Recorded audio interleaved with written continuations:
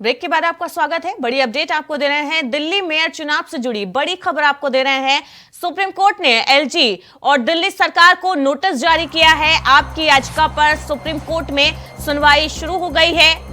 तो आपकी जो मेयर पद की उम्मीदवार थी शैली ओबरॉय, उन्होंने सुप्रीम कोर्ट में याचिका दायर की थी जिसमें एलजी और भारतीय जनता पार्टी पर आरोप लगाए थे कि वो मेयर चुनाव में बार बार अड़चन डाल रहे हैं, जिसकी वजह से मेयर के चुनाव नहीं हो पा रहे हैं। दिल्ली में एमसीडी में 3 बार मेयर के जो चुनाव हैं वो टल गए हैं। सुप्रीम कोर्ट में याचिका दायर की गई, सुप्रीम कोर्ट में इसको लेकर सुनवाई हुई।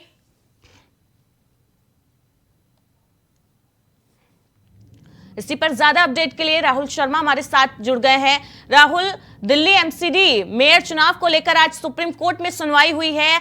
शैली ओबरॉय ने सुप्रीम कोर्ट में याचिका दायर की थी, क्या सुनवाई शुरू हो चुकी है? क्या कुछ अपडेट सामने आया है? पूजा, कोर्ट की सुनवाई शुरू भी हो गई है और कोर्ट ने अपना फैसला सुनाते हुए इस मामले में अगली तारीख 12 फरवरी मुकर्रर की है। कोर्ट ने न सिर्फ एलजी दिल्ली को नोटिस जारी किया है बल्कि दिल्ली सरकार को भी नोटिस भेजा है। इस पूरे मामले पर दोनों पक्षों का से जवाब मांगा गया है कोर्ट की तरफ से। और इस पूरा जो ये मामला है, इसमें शैली ओबरॉय जो आम आदमी पार्टी की मेयर प्रत्याशी हैं, उनकी तरफ से याचिका दायर की गई है। उस याचिका में शैली ने जिक्र किया है कि दिल्ली हाई कोर्ट का एक फैसला जो 2021 में आया था, उस फैसले में साफ तौर पर यह कहा गया था कि मनोनीत पार्षद एमसीडी के चुनाव में मतदान नहीं कर सकते हैं, यानी मतदान की प्रक्रिया में वो शामिल नहीं हो सकते हैं, हिस्सा नहीं ले सकते हैं।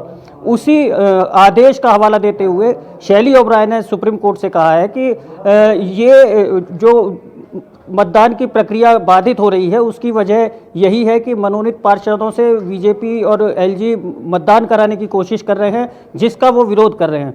शैली ओबरॉय ने यहाँ तक आरोप लगाया है कि एलजी और Bharatiya Janata party high court की अवहेलना कर रहे हैं, उनके आदेश का उल्लंघन कर रहे हैं। तो अब इसी मसले पर सुप्रीम कोर्ट ने न सिर्फ दिल्ली के एलजी से जवाब मांगा है बल्कि दिल्ली सरकार से भी अपना पक्ष रखने को कहा है।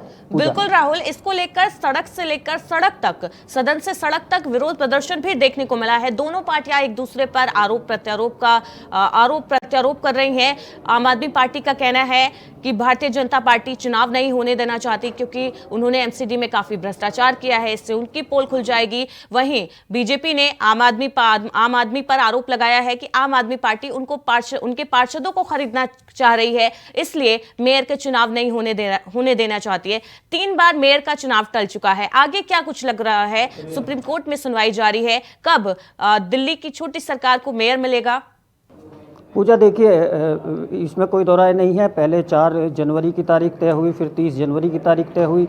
उसके बाद 2 दिन पहले भी प्रयास किया गया कि एमसीडी का चुनाव हो सके, लेकिन हंगामे के चलते सिर्फ मनोनीत पार्षदों का और चुने गए पार्षदों का शपथ ग्रहण तो हो पाया, लेकिन मेयर, डिप्टी मेयर और 6 कार्यकारिणी सदस्यों का जो चुनाव होना था, उस चुनाव की प्रक्रिया पूरी नहीं हो पाई, या ये कहें कि शुरू ही नहीं हो पाई। जैसे ही मनोनीत पार्षदों से वोटिंग वाला मुद्दा उठा, बीजेपी और आपके पार्षद आमने सामने आ गए और तीनों बार एक जैसी तस्वीर देखने को मिली। सदन के पटल पर जमकर खूब हंगामा हुआ, कुर्सियां चली, एक दूसरे से अभद्र भाषा का भी इस्तेमाल हुआ, एक दूसरे पर आरोप प्रत्यारोप भी लगाए गए। यहाँ तक बीजेपी की तरफ से आरोप लगाया गया कि उनकी महिला पार्षद के साथ मारपीट और छेड़छाड़ भी आम आदमी पार्टी के पार्षदों के द्वारा की गई। तो ये सिलसिला सदन में 3 बार जो तारीखें मुकर्रर हुई उन पर तो चला ही। उसके बाद सदन की कार्रवाई के बाद सड़क पर दोनों आम आदमी पार्टी की तरफ से एलजी के कार्यालय और आवास पर जो है धरना प्रदर्शन हुए। ठीक उसके उलट भारतीय जनता पार्टी ने आम आदमी पार्टी के कार्यालय पर केजरीवाल के आवास पर, सीएम केजरीवाल के आवास पर प्रदर्शन किया। तो अब कुल मिलाकर सारा मामला सुप्रीम कोर्ट के पाले में आ गया है। सुप्रीम कोर्ट को अब फैसला लेना है। 12 तारीख मुकर्रर की गई है दिल्ली सरकार को और एलजी को अपना पक्ष रखने की।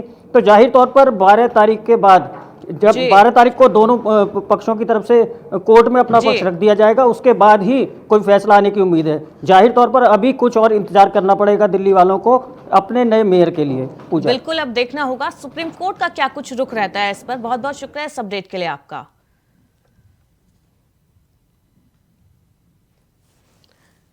तो आज आपकी याचिका पर सुप्रीम कोर्ट में सुनवाई हुई।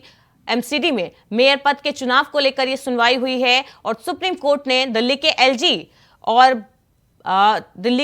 और दिल्ली सरकार को नोटिस जारी कर जवाब मांगा है।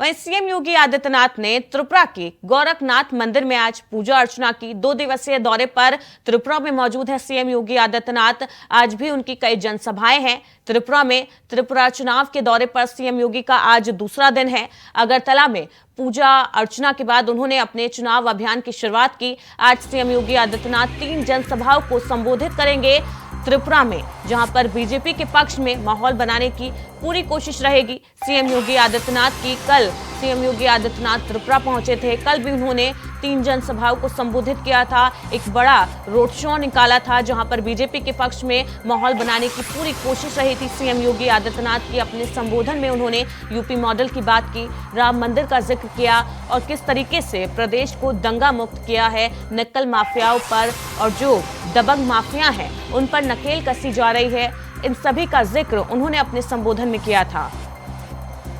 इसी पर ज्यादा अपडेट के लिए फोन लाइन पर प्रियम पाठक जुड़ गए हैं। प्रियम, सीएम योगी आदित्यनाथ ने गोरखनाथ मंदिर में पूजा की और पूजा अर्चना के बाद उन्होंने अपने चुनावी अभियान की शुरुआत की, क्या कुछ अपडेट है? बिल्कुल, देखिए योगी आदित्यनाथ इस समय त्रिपुरा के 2 दिवसीय दौरे पर हैं और उनके 2 दिवसीय दौरे का आज ये दूसरा दिन है जब वो त्रिपुरा के अंदर 16 फरवरी को होने वाले चुनाव को लेकर भारतीय जनता पार्टी के पक्ष में माहौल बनाने के लिए चुनाव के में प्रचार प्रसार कर रहे हैं।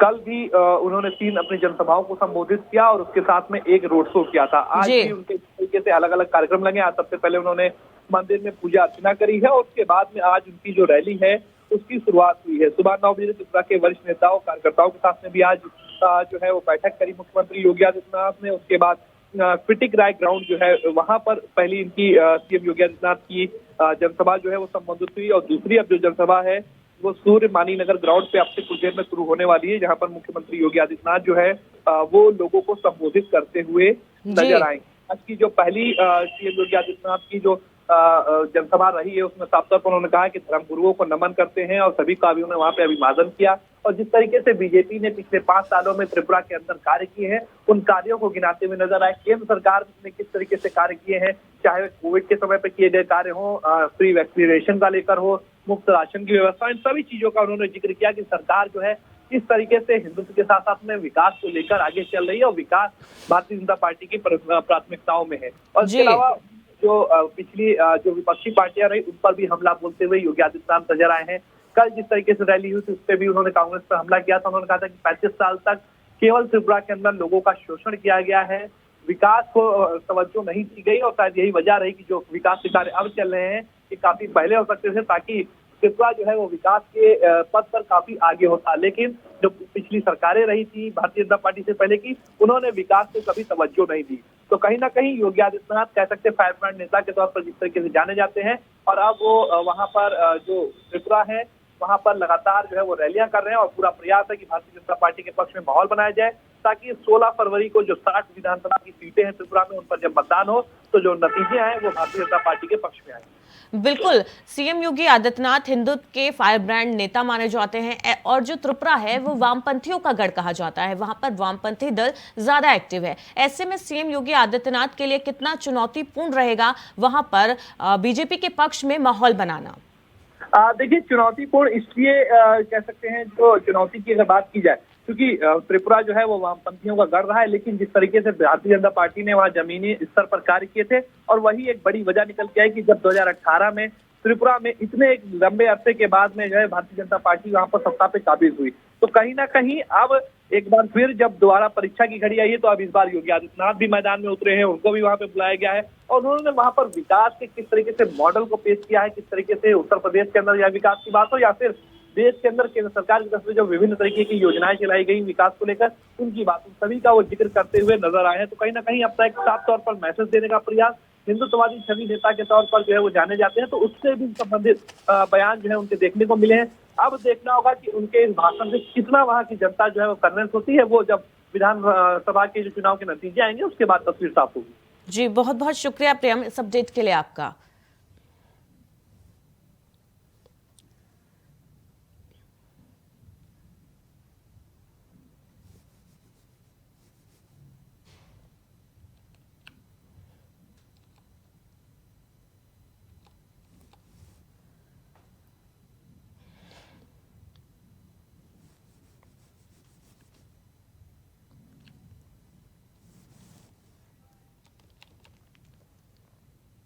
वहीं लोकसभा के बजट में सत्र में राष्ट्रपति के अभिभाषण पर चर्चा के दौरान तृणमूल कांग्रेस महुआ मोइत्रा की ओर से इस्तेमाल किए गए अपशब्दों पर मथुरा से बीजेपी सांसद हेमा मालिनी ने पलटवार किया और कहा कि सदन में ऐसा नहीं होना चाहिए। जो भी आदरणीय लोग यहां पर आते हैं उन्हें खुद को कंट्रोल में रखना चाहिए, इतना भी भावुक होने की जरूरत नहीं है। कुछ लोग बहुत ज्यादा भड़क जाते हैं। हेमा मालिनी ने कहा उन्हें अपनी जुबान पर काबू रखना चाहिए।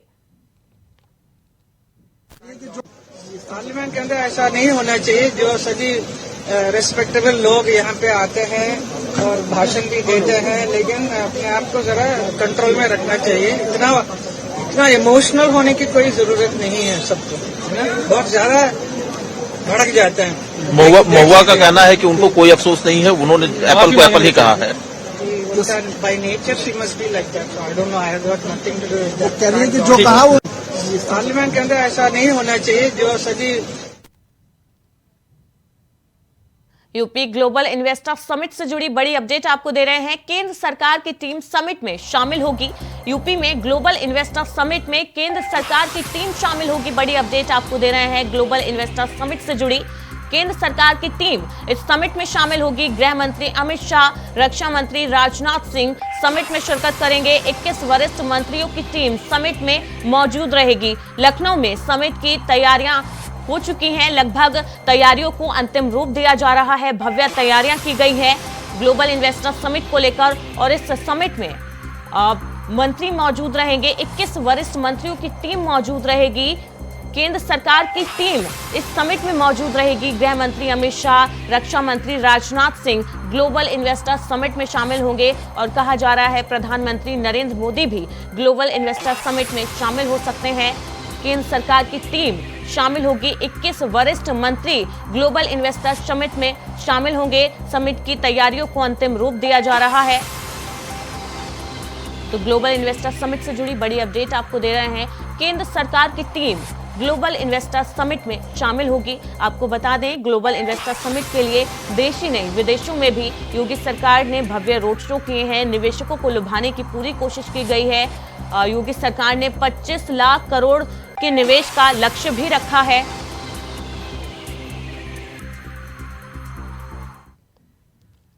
बुलेटिन में फिलहाल इतना ही। लगातार खबरों के लिए देखते रहिए इंडिया वॉइस। नमस्कार, इंडिया वॉइस देख रहे हैं आप। मैं हूं आपके साथ पूजा झा। बुलेटिन की शुरुआत करेंगे बड़ी खबर के साथ। नीतीश को लेकर हमलावर रहे उपेंद्र कुशवाहा का एक और नया बयान सामने आया। उन्होंने कहा कि वो जेडीयू के 5 रुपए वाले कार्यकर्ता बनकर भी रहने को तैयार हैं। मुख्यमंत्री जी समय दे, बातचीत करें, मैं तो तैयार हूं। रात 12 बजे भी मुख्यमंत्री के दरबार में हाजिरी लगाने को मैं तैयार हूं, लेकिन मुख्यमंत्री बातचीत का समय तो दें। लेकिन मुख्यमंत्री जी को आरडीजी से हुई डील को कैंसिल करना होगा। 25 में मुख्यमंत्री किसी पार्टी के समर्थित लोगों को बनाए, हम नहीं चाहते कि हमें ही बनाया जाए। तो उपेंद्र कुशवाहा एक के बाद एक नीतीश कुमार को लेकर बड़े हमले बोल रहे हैं। एक बार फिर से उन्होंने नया बयान दिया। अब उन्होंने कहा है कि मैं जेडीयू का 5 रुपए वाला कार्यकर्ता भी बनकर रहने को तैयार हूं। उन्होंने कहा है कि मुख्यमंत्री बातचीत का समय तो दें। वो जेडीयू के 5 रुपए वाले कार्यकर्ता बनकर रहने को भी तैयार हैं।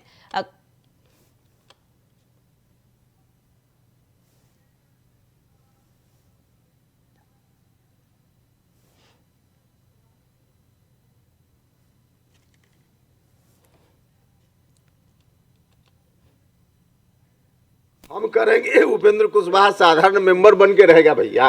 उसमें संसदीय बोर्ड का अध्यक्ष और राष्ट्रीय अध्यक्ष बनने की मेरी कोई ख्वाहिश नहीं है। हम तो कह रहे हैं कि साधारण मेंबर, प्राथमिक सदस्य जो 5 रुपया वाला होता है वही बन के हम जेडीयू में रहेंगे। हमको, मेरा कोई ख्वाहिश नहीं है। सिर्फ एक ही है कि बिहार की जनता की जो इच्छा है उनकी इच्छा के अनुकूल पार्टी एक्ट करे। सिर्फ हम इतना, हम तो कह रहे हैं कि जेडीयू में किसी को, कोई लवकुश समाज का, कोई अति पिछड़ा समाज का या किसी दूसरे समाज का भी जिसको लोग पसंद करते हो, सामाजिक न्याय को पसंद करने वाले लोग जिनको चाहते हो, वैसे उनमें से किसी को बना दीजिए। छोड़ दीजिए उपेंद्र कुशवाहा की बात, हम कहाँ अपनी बात कर रहे हैं। हम करेंगे उपेंद्र कुशवाहा साधारण मेंबर बन के रहेगा भैया। इसी खबर पर ज्यादा अपडेट के लिए रजनी शर्मा हमारे साथ जुड़ गए हैं। रजनी, उपेंद्र कुशवाहा ने एक बार फिर से नीतीश कुमार को लेकर बयान दिया और कहा है कि अगर मुख्यमंत्री बातचीत का समय दे, उनसे बातचीत हो, तो मैं जेडीयू का 5 रुपए वाला कार्यकर्ता बनकर रहने को भी तैयार हूं।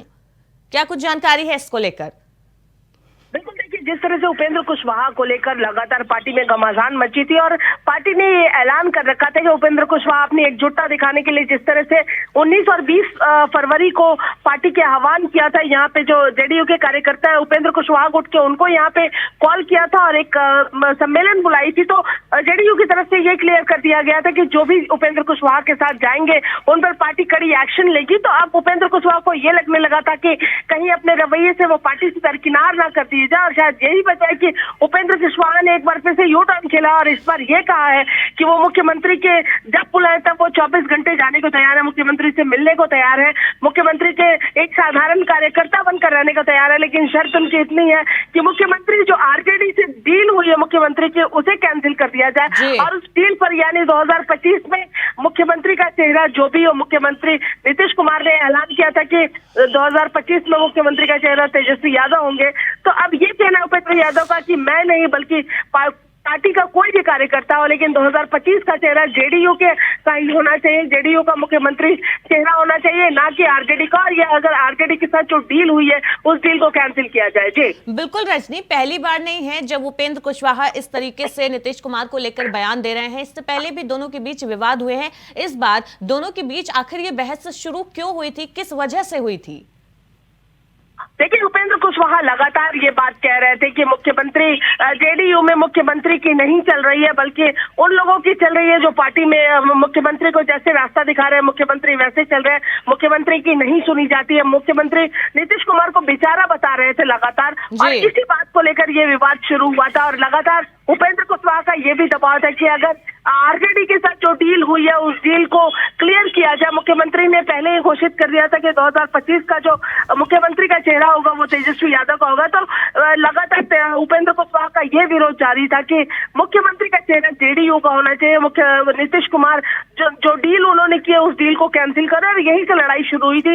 हालांकि अगर आरजेडी बीजेपी जेडीयू के जो मुख्यमंत्री नीतीश कुमार या राष्ट्रीय अध्यक्ष हो, उनकी तरफ से बार बार ये बात कही जा रही थी, ये अटकलों का बाजार गर्म था कि ये लगातार उपेंद्र कुशवाहा बीजेपी के टच में है और बीजेपी की ओर जाने का रुख कर रहे हैं, पार्टी को तोड़ने की कोशिश कर रहे हैं। बल्कि मुख्यमंत्री ने तो यहाँ तक क्लियर कर दिया था कि जो जहाँ जाना चाहता है जा सकता है और लगातार ये दबाव बनाई जा रहे थे कि अगर उपेंद्र कुशवाहा पार्टी छोड़ना चाहते हैं तो छोड़ सकते हैं।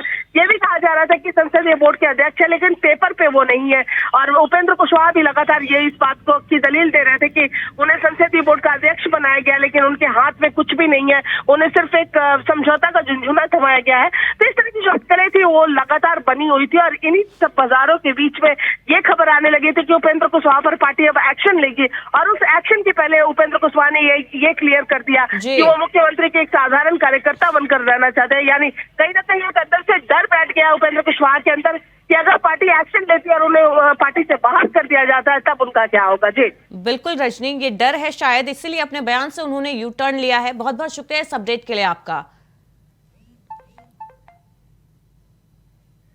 फिलहाल एक छोटे से ब्रेक के लिए रुक रहे हैं, जल्द लौटेंगे।